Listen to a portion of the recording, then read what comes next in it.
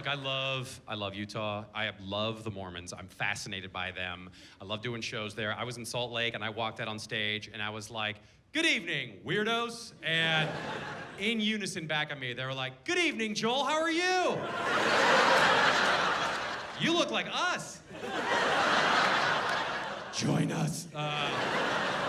They have the wackiest liquor laws in the country. And if you go to a bar in Salt Lake, you will see no bottles of booze displayed. You will see no beer being poured because it all has to be poured behind something called the Zion Curtain. I am not making this up. You really cannot mix drinks in front of people. I don't know why, what the logic is. Maybe they think like, well, if they don't see the drinks being made, they'll never be able to duplicate that at home, right? Person's like, how did they get the rum in the Diet Coke? I'll never know. It's too complicated to attempt, right? It's dangerous.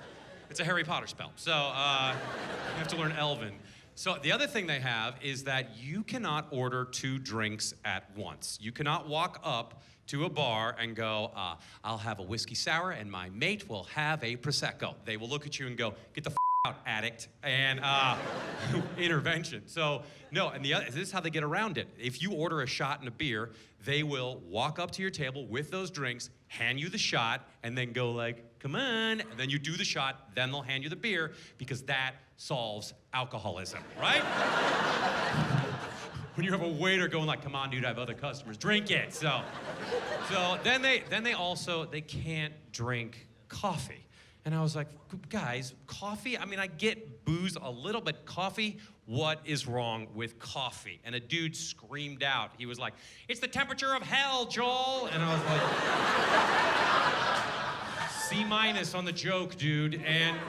But I swear there were a few people in the audience who were like, "Well, you know, that's true. It's actually true. Satan gave an interview. It's true. It was in The Economist." But, and I'm like, "Okay, can you have cold brew?" And they were like, "Oh, Joel, God knows that cold brew was hot at one point. You can't trick God, dummy." Sorry for cursing. And I went, "Okay." But you all have, I was like, "But you can drink Pepsi. You all have Pepsi in front of you. That's got a bunch of caffeine in it. How come you can drink that?" And then I found out in 2012, BYU said it was okay to have as much sugar soda as you wanted, and Pepsi won. So they all had Pepsi in front of them. I was like, okay, riddle me this. What if you are a Mormon construction worker, and it's the summertime, it's August 15th, and you get to the job site at 6 a.m.